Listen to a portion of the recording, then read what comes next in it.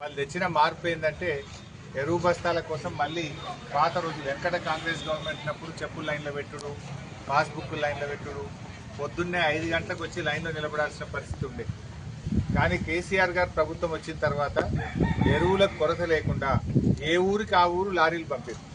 హమాలీ కిరాయి లేకుండా, ట్రాన్స్పోర్ట్ కిరాయి లేకుండా, ఇంటికాడ కూలి పని కూడా పోకుండా వ్యవసాయ పనులు చేసుకునేటట్టు ఈ గ్రామానికి ఎరువులు పంపినాం. మరి 10 ఏళ్ల కేసీఆర్ హయాంలో కనబడిన లైన్లు ఇవాళ కాంగ్రెస్ రాగానే మళ్ళీ ఎందుకు లైన్లు వచ్చినాయి అంటే ఇది కాంగ్రెస్ ప్రభుత్వ వైఫల్యం. రేవంత్ రెడ్డి చేతగాంతనం వల్ల, ముందు చూపు లేకపోవడం వల్ల ఈ రోజు రైతులకు తిప్పలు వచ్చింది. వాస్తవంగా సిద్దిపేట జిల్లాలో పోయిన వానకాలంలో 5,70,000 ఎకరాల పంట సాగు జరిగింది.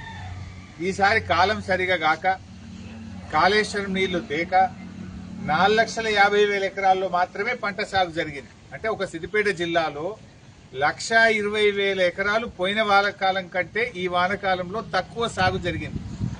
అంటే ఇంకా 1,20,000 ఎకరాల పంట వేసి ఉంటే ఇంకెంత యూరియా అవసరం పడుతుండే, ఇంకెంత తిప్పలైతుండే.